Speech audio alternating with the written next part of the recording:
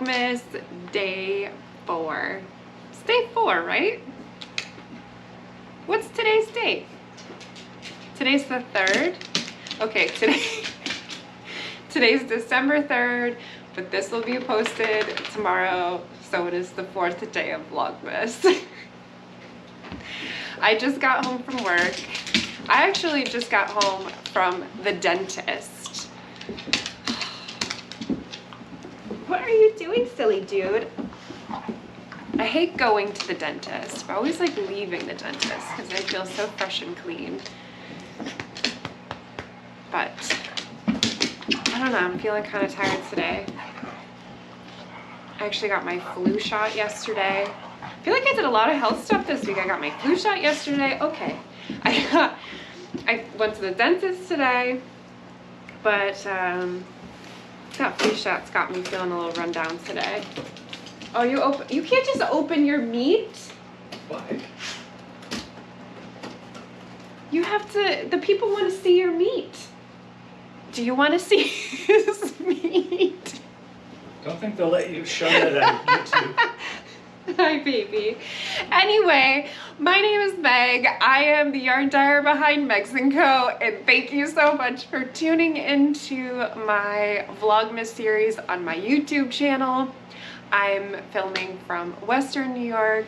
I've got 2 dogs, as you can see, that I was just saying hello to.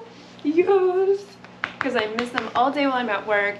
And I live with my roommate, who's also my husband. He's giving me such a face right now. And his advent this year was 12 days of jerky, and he was gonna just open it without sharing. What jerky did you get? I don't know. You just put it back? I didn't pop her back. Okay, well, come in here and open it properly. Hi, sweetie.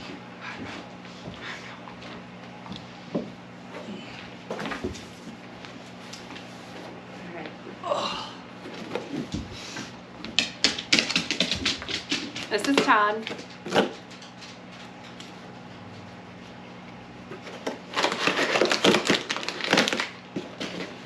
Ooh.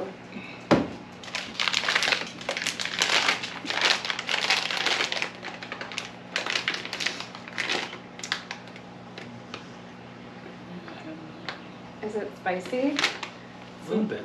Mojave Jerky Company beef jerky. Zesty, bright, and peppery. Oh, it's a 2 out of 4 on the heat level. Okay, now you put the meat in your mouth and describe what it's like.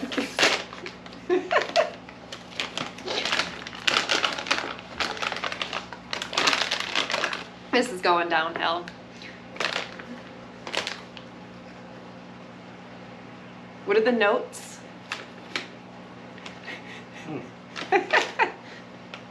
You don't like it?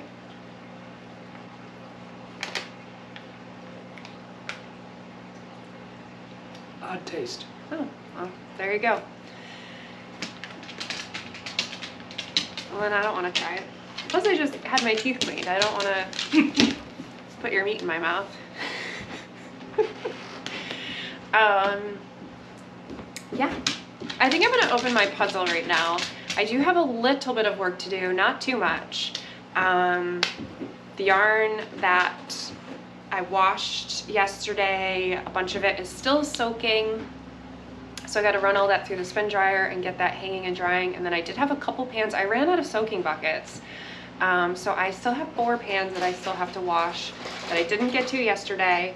But I should be able to get through all of that tonight. I should be able to crank it out, I think, in like an hour.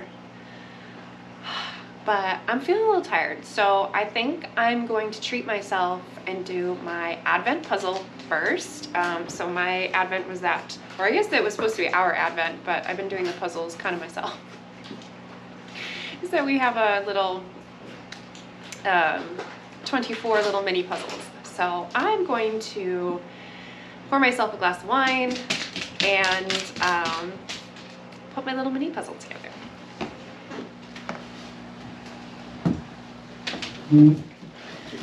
All right. Did you want to open the puzzle today? Because I opened it yesterday. That's all right. Okay, so this is the Through the Christmas Market. Where's 3? Why do they make these numbers hard to find? There you are.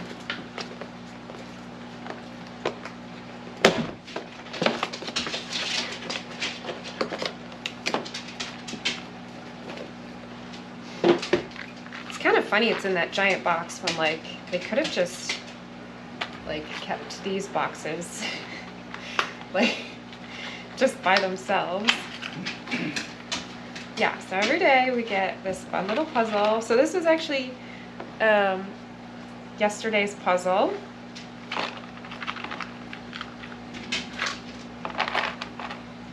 Hi, baby.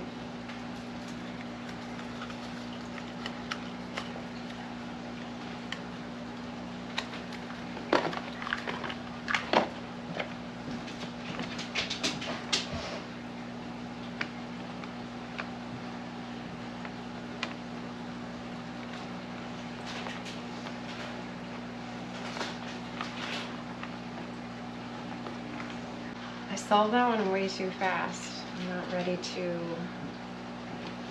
go downstairs and go to work. Oh, it does go there. Ooh. I wonder if this, oh, does this go here? There we go. Yeah, I think our seam's coming together. No, maybe not. No. It's definitely like in the middle though. It's at the bottom. At the bottom. Maybe it's here? It's there!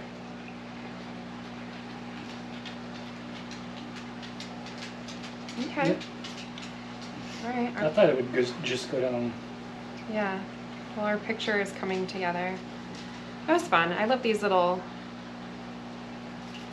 teasers. It's like just enough. But it still was too fast. I don't want to go downstairs right now. It's cold down there. I just want to sit on the couch. Why don't you go do it? What? Can't afford me.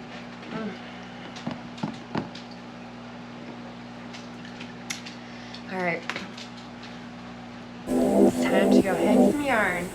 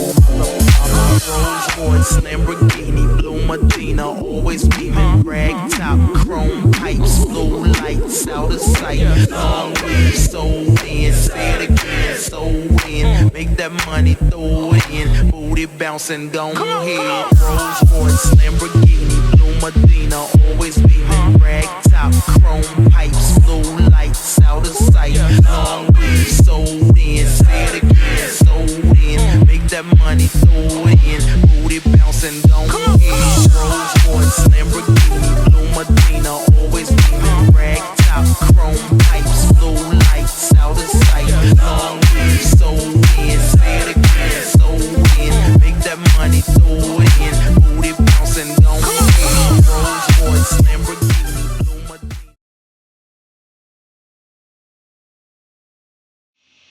I did choose a new audiobook. So I'm currently listening to The Housemaid by Frieda McFadden. just started it, so still too early to tell if it's any good or not, but it is a thriller, and it got really great reviews, so I'm excited for it. Oh, I love this part. I get to see all the colors. This is a skein of nutmegged. Look at this. Oh, this one came out so good. So nutmegged is my signature colorway, essentially. Every single skein is unique, one of a kind. I just throw color, and I try to get as many colors in there as I possibly can. So they're just true little rainbow treasures, primarily all done by speckling. So they're lots and lots of speckles, lots and lots of different colors. They're so much fun to work with. Every stitch is a different color. I absolutely love it, and it's where a lot of my colorways kind of come out of my Skeins of Nutmegged, because I will throw color combos that, you know, maybe I didn't think of together, and because I'm just going to throw other colors on top of it. So like if it doesn't work out, and you know, I'm just going to add little bits here and there. But if I like the way it's looking, I'll just keep building on it. So I end up coming up with a lot of new colorways from my Skeins of Nutmegged.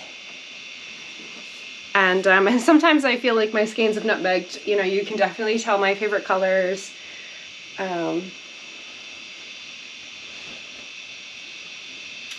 So I'm really happy with how that one came out. I've got lots of different yarn bases right now. Oh, this one is so good. This one is my Glamour Girl yarn base. It is a sparkle yarn. I love this one. It's got a strand of lurex, which is a metallic thread that's actually plied through the yarn. So instead of nylon for your strengthener, you have lurex, that metallic thread, and it's actual real metal.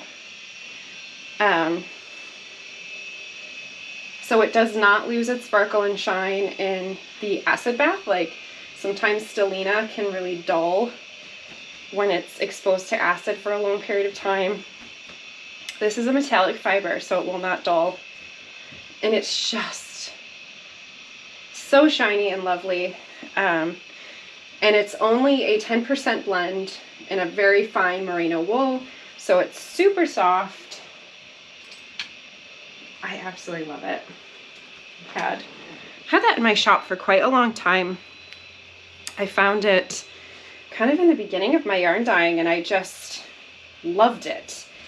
And it's like one of the yarn bases I've never stopped carrying. Absolutely love it. And I just, especially the dark saturated colorways, it just picks up that sparkle so well. So I have lots of Glamour Girl. This is all going out for wholesale, so this will not be coming to the shop. Including this. This is a new yarn base that is coming to my shop in the new year. This is a US sourced yarn. So if you're familiar with my Ghost Town DK yarn, which is a US sourced merino rambouillet yarn, spun from Shanico wool.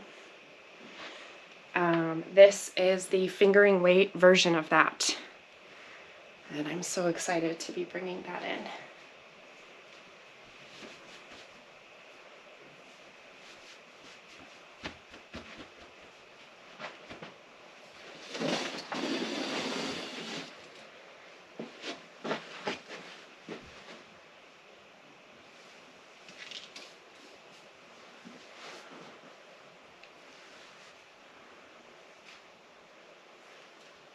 I'm running out of room on my racks, but that's okay.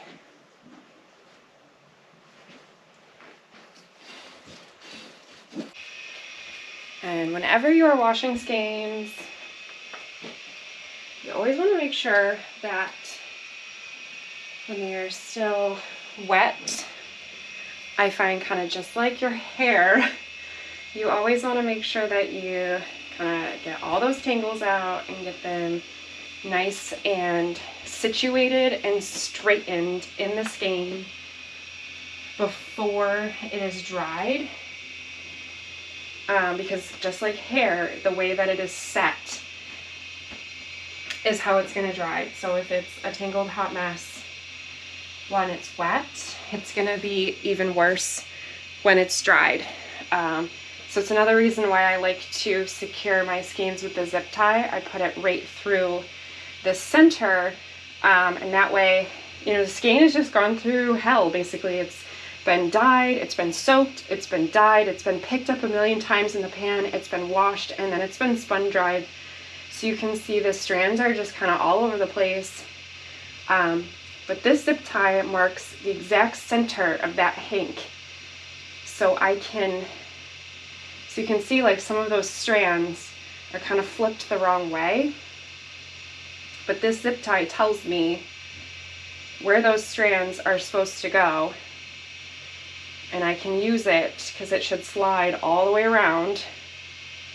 And I can use it to tell me when all the strands are back in their place, because now it's going all the way around. And then I put my hands through the middle and give it a few good, what do we call this, thwacks? I don't know. And by pulling, I'm also feeling with the backs of my hands, if I'm feeling any single strands like resisting, then I'll just keep kind of zhuzhing and massaging, and it puts everything right back in its place. So everything is nice, neat, and straight again.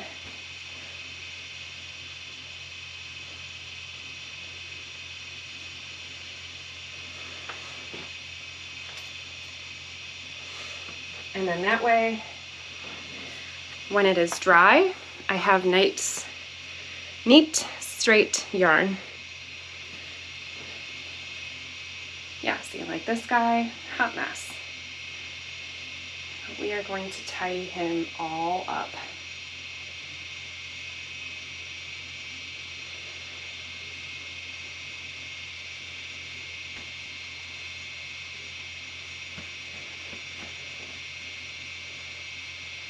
And you never need to kind of pull too hard with your hands. Those strands generally want to just go right back into their place. All good. Nice and tidy again. Everybody back in his place.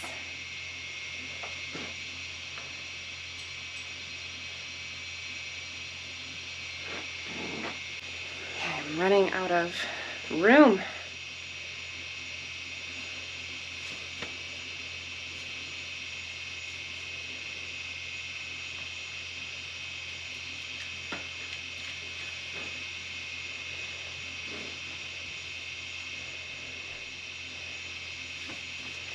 I like the drying rack a little bit better. I find that folding them over and opening them up, they just tend to dry a little bit faster than kind of when they're all crammed together on this thing. And the strands, or you know, everything's kind of clumped together. So I find it just doesn't dry as quickly when they are strung up versus laid out in the drying rack. But I don't think you can see it on the camera, but I actually have this laid out on the top of a drying rack that is completely full already. And then I have this rack behind me that's full. But I'm not going to be getting to twisting and labeling any of this yarn until this weekend. So it's going to have plenty of time to dry.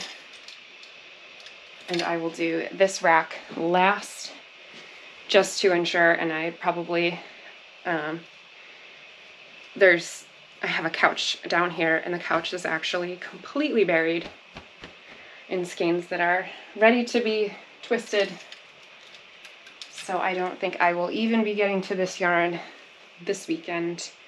It'll probably be next weekend, but that's okay. Got plenty of time.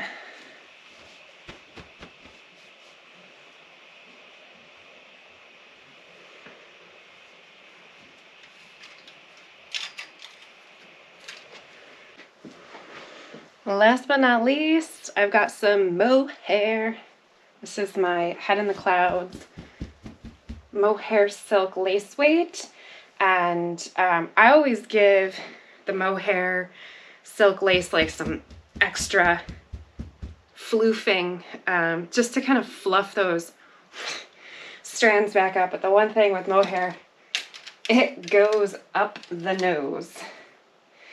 Whew, so I guarantee I'll probably sneeze, but that's okay. But yeah, I just really want to fluff everything back up. I always find that mohair's not as bad. Surrey alpaca is the absolute worst. I think it literally looks like a dead rat when it's wet and you pulled it out. It just, like, you look at it and you're like, oh my god, I've ruined it. You didn't ruin it. You just gotta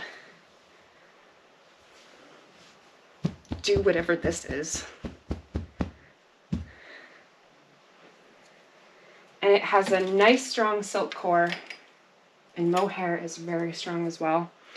So you can, hopefully you can like hear kind of how hard I'm really whacking it.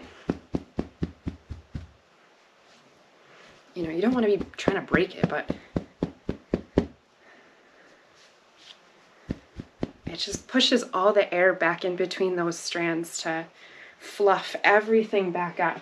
So it's nice and floofy again. See how like nice, I mean it's still wet, so it still kind of looks pretty crappy, but like these definitely look better than the unfloofed.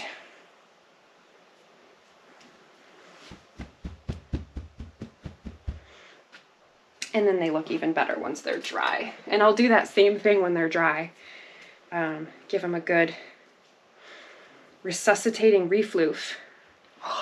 Oh my gosh, I can feel it all over my face. I have like such a love-hate with mohair. I feel like it's in my mouth. Oh, it is in my mouth.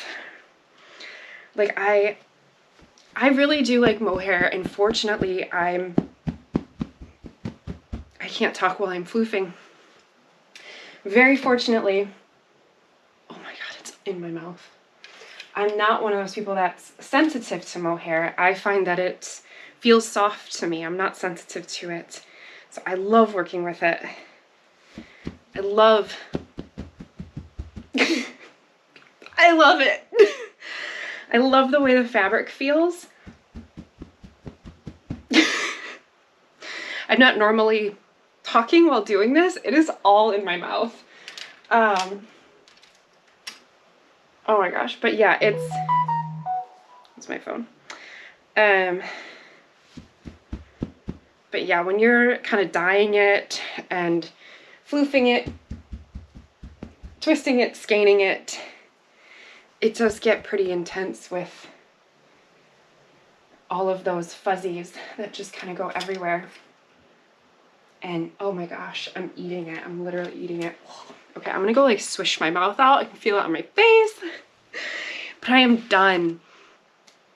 And not only am I done, but I am done washing until at least this weekend. So I'm definitely gonna be dyeing again this weekend. I'll have to see if I'm gonna dye on Thursday. I haven't put my dye plans together yet.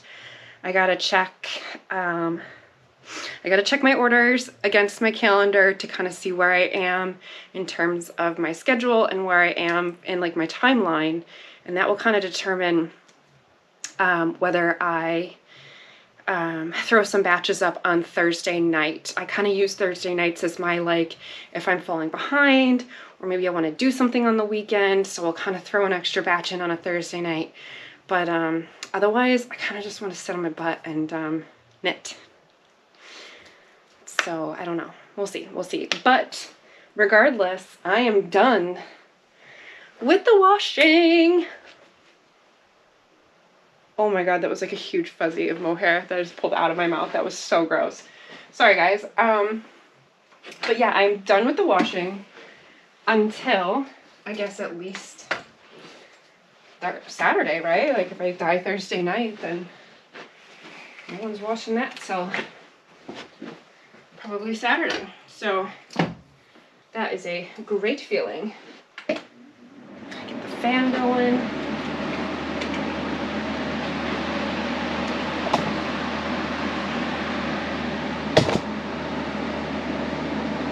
That is a wonderful feeling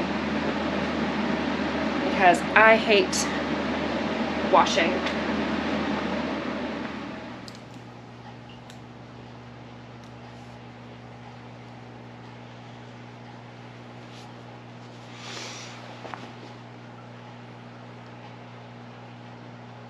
It's really weird to do this with you just staring at me. I can go in the other room. I'm kidding. You can sit here staring at me.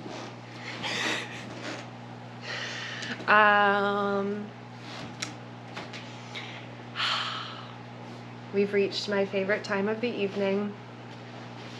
Usually I have a dog here. I don't know what happened to my dogs. We very recently let our dogs into the bedroom. They're normally not. Up until like a month ago, they were not allowed in our bedroom. And we made the mistake of letting them in there, and now they just live in there. Like, they do not leave the bedroom.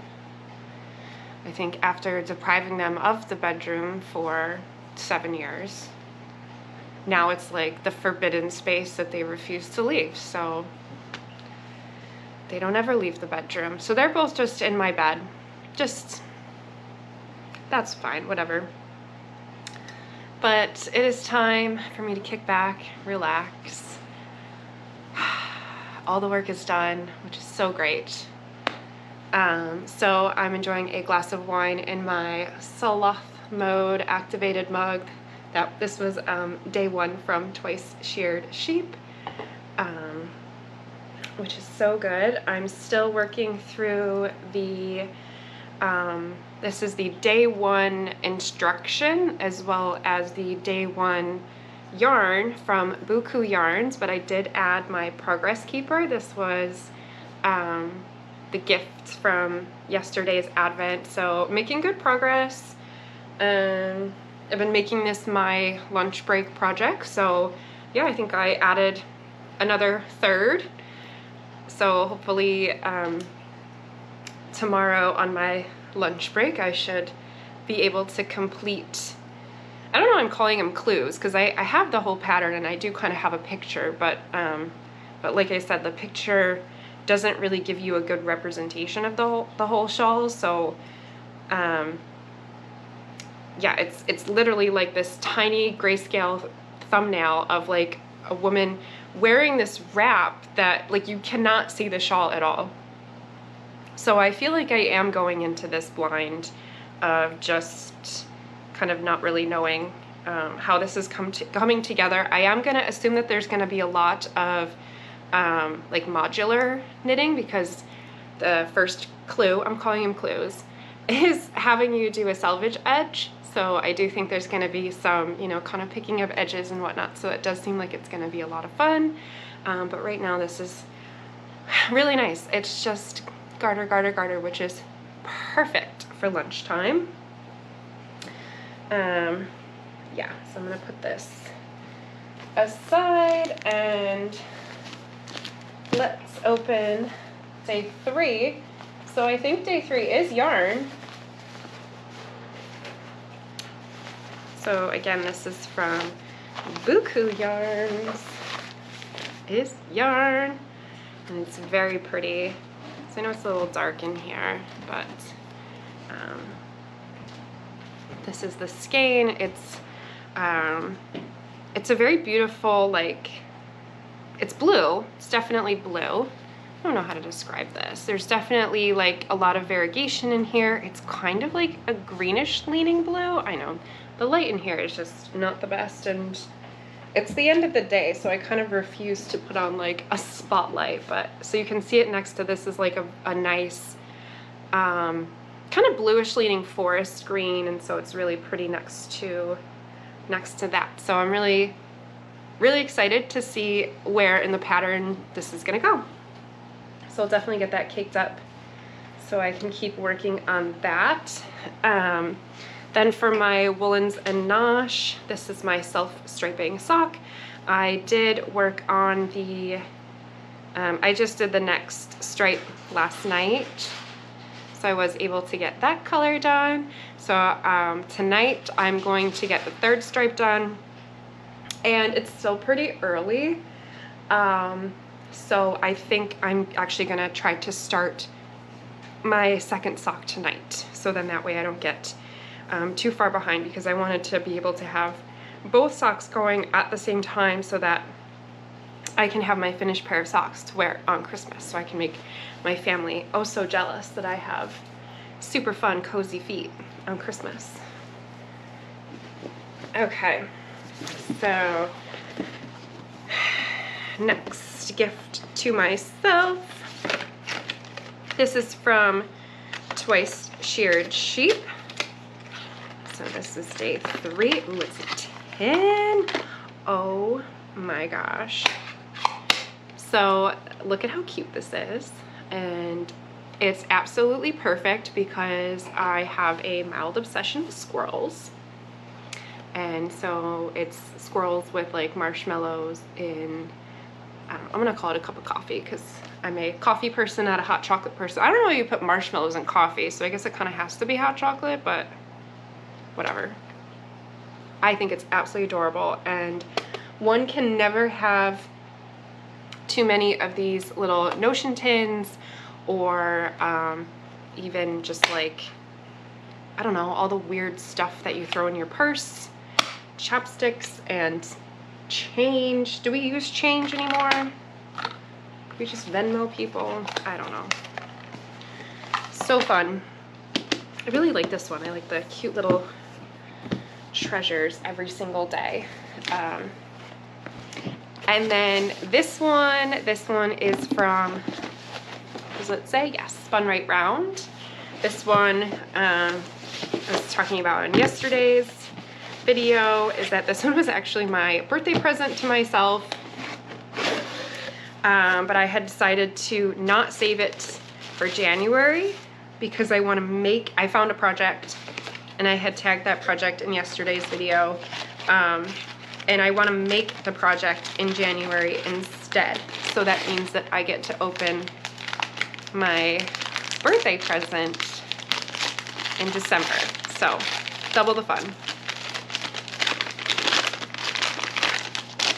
And I don't know, this is like, I think the best color ever. You just cannot go wrong with purples, pinks, oranges, and it just goes with all the other colors so well. I mean, there's only 3, all the other colors, but so far this is absolutely perfect for, so I picked out a cute little sweater pattern that's just got horizontal stripes going across, and yeah, so far these are colors I want to wear and put in my sweater. So very pleased, very happy. I knew that going with Spun Right Round that I would have been absolutely shocked if I was disappointed. It's not possible. So I knew that they would be colors that I would want to wear, and I'm very excited.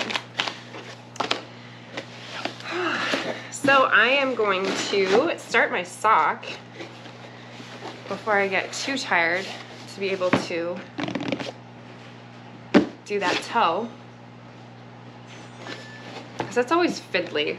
Yeah, so I'm doing toe up because I want to be able to just kind of go make them as long as I have yarn for.